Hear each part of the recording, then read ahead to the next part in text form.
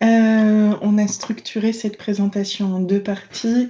Une première plutôt générale côté Proxinov, mais aussi avec quelques retours d'expérience sur la soumission de projet France 2030. Et une petite fenêtre d'ouverture sur la stratégie robotique de France 2030 qui dépasse en fait le contexte de cet appel à projet. Et ensuite, côté UMC2, avec Jocelyn, des retours d'expérience aussi, notamment de labellisation et une présentation de cet appel à projet pour sa toute dernière vague et l'offre d'accompagnement du pôle qui peut vous aider à structurer votre projet et le labelliser ensuite. Donc on va commencer très rapidement. Le but du jeu, c'est de laisser en fait le maximum de temps quand même sur les appels à projets. Donc Proxinov, nous on est deux choses, on est un cluster et un centre de ressources technologiques autour de la robotique industrielle. Avec ces deux casquettes, en fait, on a des actions qui vont se compléter. En tant que cluster, notre rôle, c'est de favoriser les échanges entre tous les acteurs de la robotique industrielle, qui soient des acteurs spécialistes en robotique, donc des intégrateurs, des fournisseurs de solutions, mais aussi des acteurs utilisateurs de la robotique comme les industriels manufacturiers. Donc on fait beaucoup d'événements, 15 à 20 événements par an sur cette des événements à la fois techniques. Je suis désolée, je suis perturbée, j'ai mon chat qui est en train de faire une connerie à côté de moi. Euh, des événements autour de vraiment des aspects très techniques de la robotique pour un public plutôt au fait de cette technologie et d'autres événements qui sont plutôt orientés filière pour permettre justement à des PME industrielles de ces filières de prendre le pas et de sauter cette marche de la robotique. On a fait notamment des événements récemment sur la filière textile et la filière agro. Cette année, on va faire un événement autour de la filière de la défense et également à nouveau autour de la filière de l'agro parce qu'il y a énormément de besoins. Voilà.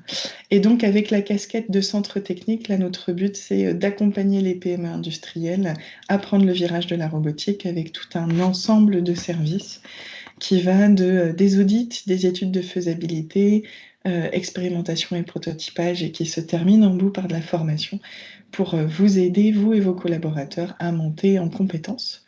Et on fait en fait cette activité avec notre équipe technique, nos halles technologiques, donc l'usine pilote à La Roche-sur-Yon et le Tech Lab au Havre en Normandie, parce que nous sommes aussi implantés en Normandie.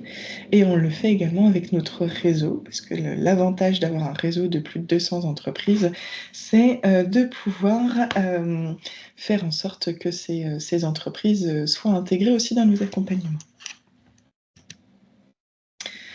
Donc, au niveau de nos adhérents, là, ce sont les chiffres à la fin de l'année 2024, donc 214. On a pas mal de nouveaux adhérents cette année, donc on va gentiment dépasser les 220, ce qui est plutôt signe d'un bon dynamisme du réseau. Ce qui est intéressant, c'est que la grande majorité de nos adhérents sont concentrés sur on va dire, le quart nord-ouest de la France. Et avec une forte prévalence des TPE et des PME, parce qu'on est à l'heure actuelle 87% de TPE et PME dans nos adhérents. Et multifilières, on retrouve entre 15 à 17 filières différentes sur les filières industrielles sur lesquelles ils se positionnent. En matière donc de projets, donc sur les 2 dernières années, on a fait plus de 40 projets d'accompagnement d'industriels, donc avec 60% d'accompagnement sur des PME, 40% sur des ETI et des grands groupes. Sur nos centres de formation, on est aussi assez dynamique. On a donc 150 personnes qui sont venues se former à Proxinov, à la fois en formation initiale et puis en formation continue. Et 17 événements organisés l'année dernière, donc on est sur une année moyenne. Cette année, on va avoir une légère augmentation, je pense, de nos événements, parce que c'est une année avec énormément d'enjeux. En parlant de ces événements, donc, notre prochain webinaire est fait avec le pôle pharma, donc, pour justement permettre à nos adhérents de collaborer avec un pôle qui est vraiment sur une filière et une filière qui a énormément de besoins en robotique. Donc c'est le 13 mai. Le 12 juin, on a notre grand événement annuel Full Robotics. On en profite aussi pour faire notre AG.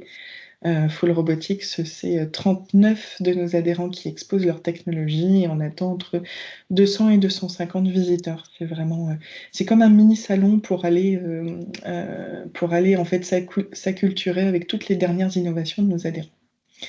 Sur le deuxième semestre, on prévoit donc ce fameux webinaire robotique et puis agroalimentaire avec un de nos adhérents, KUKA.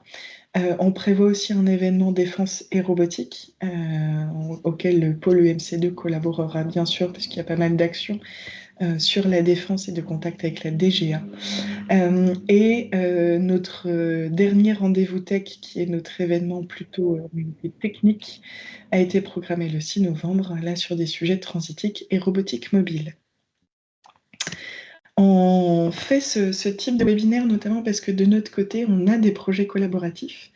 On en a eu quelques-uns qui étaient plutôt financés par l'Europe. Donc, on a eu 2 projets européens qui faisaient plutôt appel à la partie cluster et réseau de nos compétences. Et donc, depuis l'année dernière, on a plutôt des projets collaboratifs français qui font appel plutôt à la partie centre technique. Donc, le premier, c'est Lean Pilot 4.0 qui a commencé donc l'année dernière, en juin de l'année dernière. Et donc le but, c'est de créer en fait un démonstrateur flexible et souverain pour robotiser l'assemblage et le démantèlement de batteries et de petits électroménagers. Donc on est très focalisé actuellement sur la partie démantèlement de batteries parce que c'est ce qui a le plus d'intérêt en fait dans notre réseau, de par les contacts que nous avons. Mais le but, c'est vraiment de montrer qu'on peut faire quelque chose de très flexible et avec un maximum de technologies françaises ou européennes si on ne trouve pas les technologies françaises. On a remporté aussi un gros projet France 2030 de la roadmap robotique qui s'appelle Défi Transfert. Et là, c'est Amatsu-Marin. On est en consortium avec un laboratoire, d'autres centres techniques, un intégrateur et des industriels. Pour cette fois-ci, aller créer en fait une solution d'automatisation, d'assemblage avant le soudage pour des structures de très grande dimension, d'un poids considérable et avec une précision submillimétrique. Donc des très gros enjeux en fait techniques qui vont être relevés par ce projet et qui va permettre ensuite d'aller créer une solution qui pourra être commercialisée par des intégrateurs. Et donc, en remportant ces projets collaboratifs et 100% de succès sur l'ensemble des projets qu'on dépose, on se dit qu'on a une bonne expertise à la fois sur le montage de projets parce qu'on est à la fois du côté technique et du côté réseau. Et donc, le but, c'est de se dire pourquoi pas le faire aussi avec nos adhérents, continuer en fait à aller monter des choses qui sont complémentaires avec nos adhérents, qu'ils soient fournisseurs de solutions, qu'ils soient intégrateurs ou industriels, justement en tirant parti de ce réseau. Donc on continue de notre côté à avoir des actions donc, de veille sur les appels à projets français et les appels à projets européens pour détecter des opportunités et proposer certaines opportunités à des membres de notre réseau. Donc le but du jeu, c'est aussi de se dire, voilà, on est plus fort quand on est ensemble, on est plus fort quand on va chasser en meute. Et donc s'il y a des idées ou des besoins qui émergent du réseau, on peut aussi aller trouver les bons axes de financement et voir comment est-ce qu'on peut monter des dossiers intelligents. Je reprends la slide de Catherine Simon du SGPI, du Secrétariat Général pour l'Investissement, qu'elle nous avait présenté l'été dernier, en août 2024, sur la stratégie robotique. Donc, il y avait à l'heure actuelle à l'époque 5 dispositifs qui avaient été annoncés. Donc 2 dispositifs qui étaient plutôt recherche, donc les PEPR qui sont des grands programmes qui permettent de financer des orientations de recherche qui, eux, sont déjà financés et puis lancés. Il y avait un appel à projet plutôt sur tout ce qui était compétences et métiers d'avenir, sur l'éducation, la formation, l'attractivité, qui lui est vraiment en fin de budget. Donc, ils ne financeront plus de nouveaux projets. Tout a déjà été déposé et donc est en cours d'instruction, de ce que j'ai compris. Ce qui est dommage parce qu'en fait, peu de dossiers robotiques ont été financés. Il y avait donc l'appel à projet Défi Transfert, donc dans lequel Amatsu-Marin a été financé, mais aussi d'autres projets sur la région Pays de la Loire, labellisés par EMC2. Donc ça, c'est bon, ce premier volet est financé.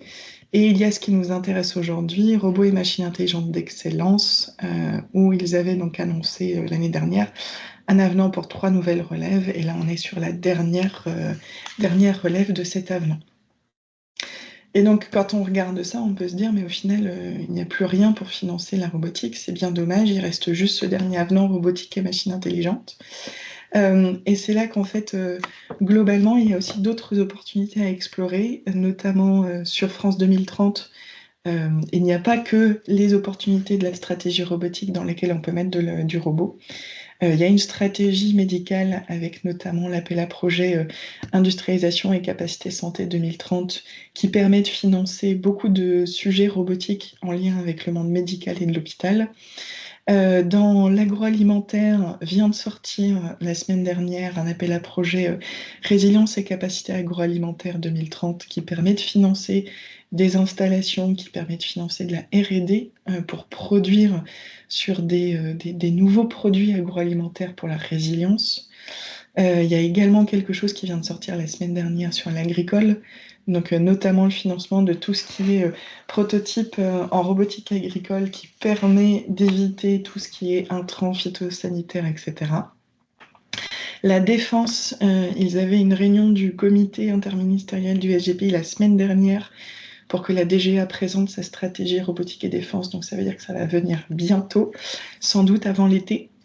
Et il y a toujours aussi tout ce qui est les appels génériques, donc qui permettent de e-PhD jusqu'à Innov, donc très très bas sur les TRL jusqu'à très haut TRL, et première usine qui permet de s'implanter. Donc là, c'est des choses qui sont à travailler également.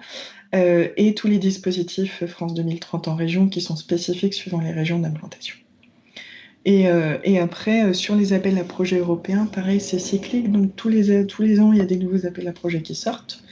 Donc il faut continuer à être attentif. Et donc les pôles font une bonne veille sur ce sujet. Et les appels à projets en cours avec les financements en cascade, où là, pareil, il y a énormément en fait de sujets qui sortent suivant les filières. Et donc les pôles font un bon débroussaillage. Voilà. Et donc, si vous avez des questions, n'hésitez pas à les poser. De mon côté, j'ai fini. Je peux passer la main à Jocelyn. Super, merci Jade. Hop. Attends, je vais juste que je prenne la main. Ça doit être ça. Super. C'est bon. Très bien. Alors, si vous m'entendez bien, donc le but là, outre le fait de vous parler, de présenter un peu le pôle, c'était bien de décrypter un peu cet appel à projet, et notamment, alors, outre la première version de l'offre française de robots et machines intelligentes d'excellence, c'était aussi un peu les différences dans ces 3 nouvelles dates qu'a énoncé Jade, pour bien comprendre un peu la différence et ce que cherche l'État dans cet appel à projet. Donc moi, je suis chargé de projet innovation au pôle EMC2 et puis référent transformation digitale. Voilà. Alors, impeccable. Donc le pôle EMC2, donc nous, on est un pôle de compétitivité sur les 54 qui existent en France. Nous, on est basé plutôt à notre positionnement, c'est Bougnay, mais après, on rayonne entre les 2 régions, Pays de la Loire et Bretagne. Et après, ça n'empêche pas qu'on a des adhérents un peu partout en France. Et notre spécificité, c'est de vraiment travailler sur tout ce qui est les procédés, les technologies de fabrication. Donc, c'est pour ça que notre communauté, c'est principalement des industriels. Et c'est tout à fait logique qu'on travaille beaucoup avec Proxinov, parce que justement, ce côté robotique, c'est aussi ça fait partie de tous ces moyens de procédés de fabrication. Voilà. Donc nous, ça va faire 20 ans cette année que les pôles de compétitivité existent. Nous, on a un pool de à peu près 400 adhérents par an. Voilà. Et on est plutôt content parce que alors je n'ai pas mis tout à jour les planches là, mais nous, on a dépassé le milliard de subventions que les entreprises ont réussi à avoir. Donc ça, c'est plutôt bien. Et puis nous, comme Proxinov, on est là vraiment pour de toute façon travailler pour les entreprises, pour les aider à avancer sur ces choses-là. que ce soit sur des sujets innovation ou des sujets de transformation. Donc nous, ça fait quand même plusieurs années maintenant qu'on pousse pour tout ce qui est l'industrie éco-responsable. Et c'est pour ça que dans nos 5 volets, on va retrouver justement tout ce qui est stratégie et souverain, tout ce qui est sobre et écologique, tout ce qui est centré sur l'humain avec ce qu'on va appeler le 5.0, tout ce qui est efficience et innovante, et puis tout ce qui est forcément collaboratif et solidaire. Voilà. Donc, je ne vais pas trop m'attarder sur les feuilles de route, mais là, ce qui est important de dire, c'est que cet appel à projet, il se situe plutôt sur la partie connectée, mais comme tous les appels à projet, on va retrouver à chaque fois une composante environnementale, une composante forcément de produire plus vite, donc tout ce qui est excellence opérationnelle avec produire mieux. Il y a, alors, je ne crois pas qu'on dans cet appel à projet, il y a une spécificité sur le local, mais il y a toujours cet aspect-là, et Jade le disait, on essaie toujours de valoriser les ressources qu'il y a toujours sur place. Hein, voilà. Et puis, c'est l'objectif quand même de ces appels à projet, c'est vraiment d'essayer d'avoir une offre de robotique en France. Et puis, les robots, l'objectif, c'est pas non plus de remplacer l'humain. Donc, il y a aussi le travailler ensemble.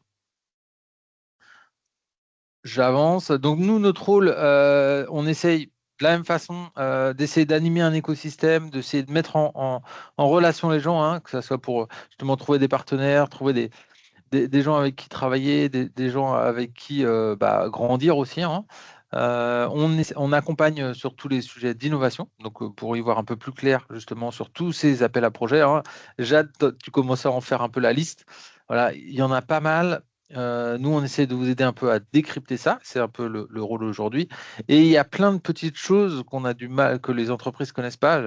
J'ai beaucoup aimé que tu parles de Cascading Fund parce que moi, j'en parle beaucoup aux entreprises. C'est des choses qui sont très cachées, qui changent tout le temps, presque comme l'IA, hein, mais qui peuvent. L'avantage, c'est que c'est de la subvention 100% souvent, même si c'est très destiné aux PME. Et les sujets, voilà, c'est presque tous les 15 jours, ça change. Donc, il y a plein de choses. Il faut faire de la veille et notre rôle, c'est justement d'essayer de vous mettre en avant ces choses-là pour que vous, quand vous voyez un truc qui est intéressant, paf, vous jetez dessus. Et puis tout ce qui est transformation, parce que c'est un besoin des entreprises, voilà, de être accompagné sur les volets environnementaux, les volets digitaux, digital là, comme pour ma part, et puis aussi tout ce qui est excellence opérationnelle ou économie de guerre là qu'on entend beaucoup parler en ce moment. Voilà, c'est comment améliorer sa production, c'est quoi les blocages, etc. Donc parmi nos événements, hop, on a notre assemblée générale hein, qui va être là, dans pas très longtemps. Donc ça fera 20 ans, comme j'expliquais. Il y a un rendez-vous techno qui est prévu aussi avec Proxinov et le LS2N là, le 27 mai sur tout ce qui est robotique et téléopération de procédés. On a dans le cadre de DIVA, qui est notre, on va dire, notre bras de financement pour accompagner les entreprises sur les Pays de la Loire, sur tout ce qui est digitalisation et IA. On a un petit démo day le 5 juin, justement, pour essayer de voir qu'est-ce qu'on arrive à faire et qu'est-ce qu'on peut faire, donc comment intégrer l'IA en entreprise. On a un happy hour le 3 juillet 2025. Donc là, le but, c'est de découvrir un adhérent qui est multiplaste et puis avoir du temps pour faire aussi du réseau et échanger. C'est vrai que c'est toujours des moments qui sont agréables. On aura le forum EMC2 comme tous les ans. Venez pitcher un peu si vous avez un besoin, si vous avez une techno à venir présenter ou un résultat de projet. Ça va assez vite, on voit beaucoup de choses d'un coup. Voilà. Composite Meeting les 5 et 6 novembre 2025. Donc, le but, c'est de cette convention internationale, c'est justement dédié au composite et pour avoir l'occasion d'échanger avec d'autres entreprises qui travaillent sur les composites. Et enfin, comme tous les ans, on organise des Learning Expeditions. Donc, c'est le fait de prendre une délégation d'industriels et puis de les emmener dans un autre pays pour découvrir justement l'écosystème. L'année dernière, on était à Montréal pour beaucoup sur l'IA, justement. Et cette année, ça sera à Porto, donc c'est beaucoup plus près. Ça sera du 17 au 21 novembre. Et là, avec 2 thématiques qui sont tout ce qui est digitalisation et développement durable. Voilà, donc si vous avez des questions sur toutes ces choses-là, n'hésitez pas à venir nous voir. Hop. Et puis là, je vais continuer par reprendre justement tout ce qui est les appels à projets robotiques 2025.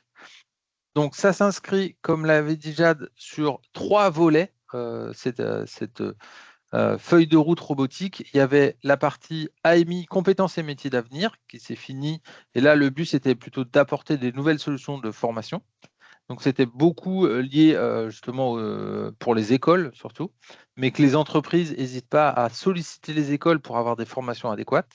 Il y avait l'appel à projet défi transfert robotique où justement Jade a expliqué qu'ils avaient réussi réussir à financer un projet. Donc, là, le but, c'était de vraiment faire un transfert technologique, donc de choses qui apparaissent avec des TRL très bas, par exemple dans des labos, des universités ou voilà, des centres de recherche, et puis les emmener petit à petit vers de l'industrialisation. Et puis le dernier volet dont on va parler aujourd'hui, qui est l'offre de robots et machines intelligentes d'excellence.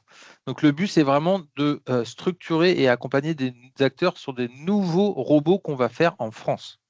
C'est vraiment faire ça, donc favoriser l'émergence et le développement de nouvelles filières industrielles d'excellence sur des marchés robotiques émergents à forte croissance. Donc ce qu'on cherche, ce n'est pas à faire ce que font les autres dans d'autres pays, c'est vraiment des choses différenciantes et qu'on devienne vraiment une force robotique en France.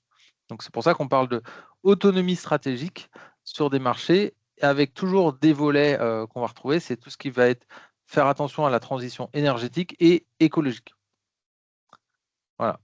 Donc cet appel à projet, il est apparu en 2023. Il y avait déjà eu 3 premières dates qui étaient en septembre, en janvier 2024 et puis en juin 2024. Ce qu'on peut voir, c'est que j'avais un peu changé, mais il y a en gros, on voit qu'entre les 3 dates, il y a eu une montée sur le dépôt de dossiers et qu'en moyenne, il y avait à peu près 30% des dossiers qui ont été sélectionnés. Et alors, sur mon autre planche, là, j'avais gardé, il y avait aussi un peu les montants qui étaient quand même assez importants. Voilà. On a vu quand même que les moyennes, là, alors c'était 4 millions d'euros à peu près par projet. Il y a eu beaucoup de PME qui sont venus déposer à ces appels à projets. Et ce qu'on a pu voir aussi, constater, c'est qu'il y avait eu beaucoup de projets en monopartenaire, donc moins en collaboratif que ce qu'on pouvait s'attendre. Voilà. On était sur, alors nous, côté EMC2, dans notre rôle de accompagner les entreprises pour justement aller vers ces solutions de financement, on a vu à peu près une vingtaine de projets avec un peu plus de 10 labellisations. Voilà, que ce soit sur ces différents volets. L'avantage, c'est qu'on est là justement pour vous aider à décrypter certains éléments de l'appel à projet. Et puis vous passez devant pour avoir la labellisation, vous passez devant un groupe d'experts qui est là pour un peu vous challenger aussi, pour essayer de renforcer vos dossiers. Voilà. Et donc il y avait les labellisations aussi sur le défi transfert robotique et puis aussi AMI, compétences et métiers d'avenir. Donc, si je reprends les sujets qu'on a pu voir, nous, côté EMC2, il y a eu beaucoup de choses sur tout ce qui est drone autonome, robots de production, des plateformes logistiques, solutions de levage et puis robots à câble. J'ai mis un peu justement les partenaires qui ont pu monter sur ces appels à projets. Hop, et puis c'est pour cette nouvelle version, justement, alors un peu, on va l'appeler 2024, donc qui s'inscrit dans France 2030 et qui est opéré par BPI. Donc il y a eu 3 nouvelles relèves. Donc on avait l'année dernière en octobre, c'est ça, février, et puis là c'est la dernière date en juin, sachant qu'on pensait qu'il n'y aurait plus de budget pour celui-là. Donc on est plutôt content qu'ils ont maintenu cette date de clôture. Donc cet appel à projet, il vise toujours à avoir des projets innovants d'envergure. Donc il faut vraiment avoir un gros côté innovant pour créer de la valeur à l'échelle française. Et puis le but, c'est quand même d'essayer de pouvoir proposer des solutions pour réindustrialiser en France notamment. Et donc là, on cherche des solutions industrielles qu'on puisse commercialiser avec, voilà, c'est de la solution robotique. De la même façon, on va chercher, voilà, c'est des nouvelles filières industrielles d'excellence qu'on cherche. Donc ça ne va pas changer.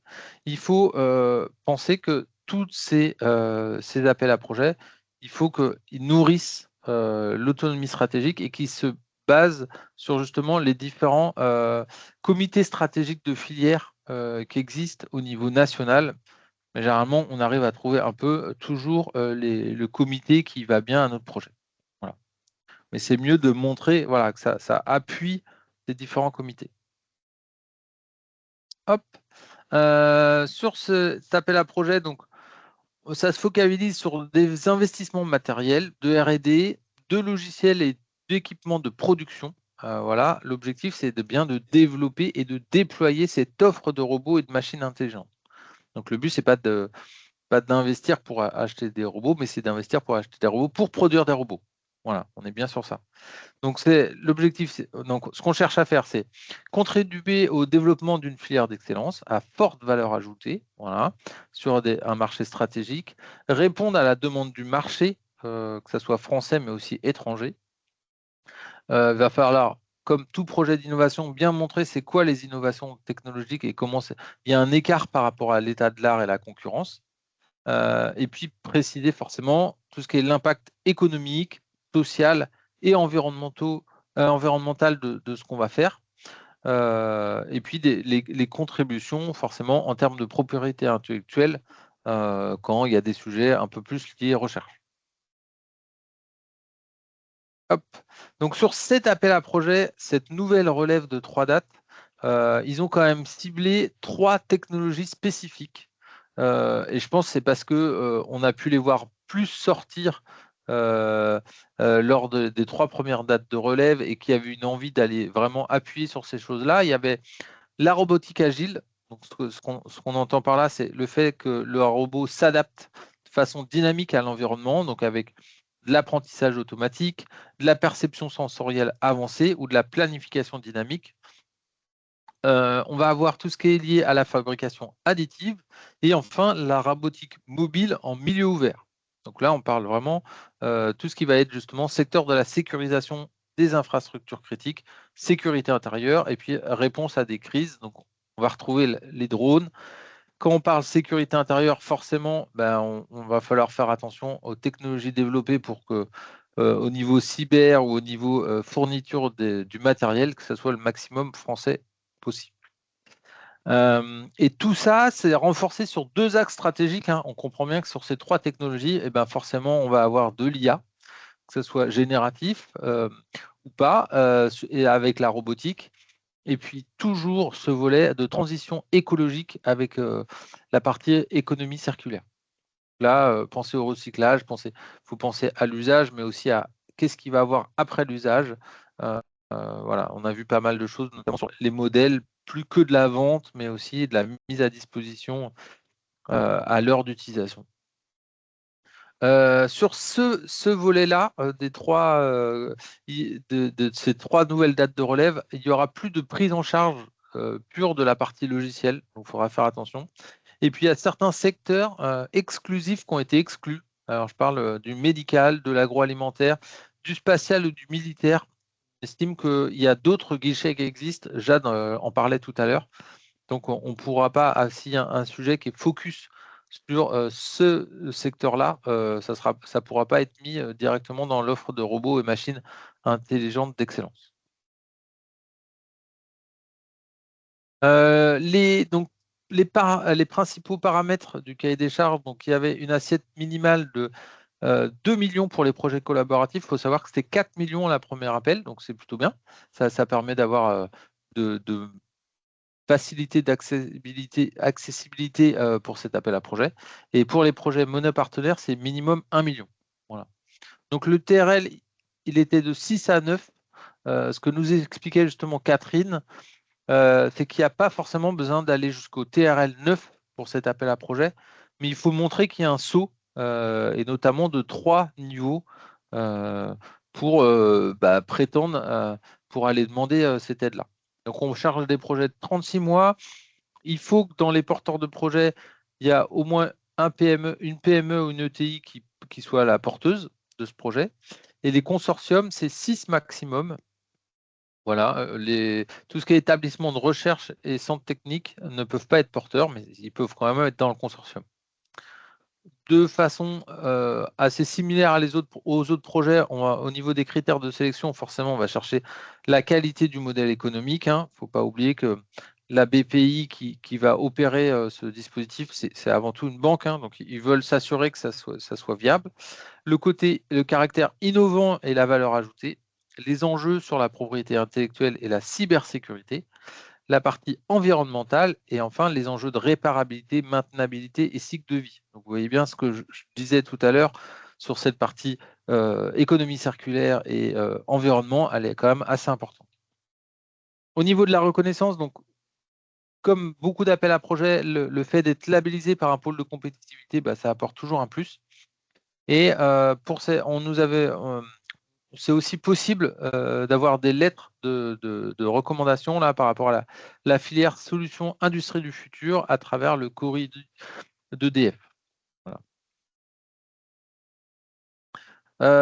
Au niveau des financements, moi je trouve que cet appel à projet, il y avait quand même une bonne partie qui était pris avec différentes, selon les natures des travaux, que ce soit de la recherche industrielle, la partie d'après, le développement expérimental. On va avoir quand même des subventions qui peuvent être assez fortes pour les PME, entre 70-80 là par exemple, jusqu'à 45%. Les ETI, ça va entre 75 et 35%. Et puis, on arrive encore pour les grands groupes à avoir quelque chose qui est entre 65 et 25%. On peut faire passer de l'investissement industriel et qui peut être abondé quand on est dans des zones AFR. Et puis toujours, comme on peut voir dans beaucoup d'appels à projets maintenant, dès qu'il y a de la partie efficacité énergétique et environnementale, le fait de prendre ça en compte dans le projet, ça peut augmenter les parties de subvention.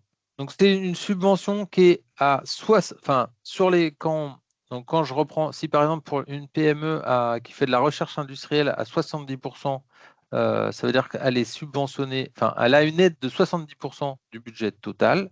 Et sur cette aide de 70%, on a 60% c'est de la subvention et 40% c'est de l'avance remboursable.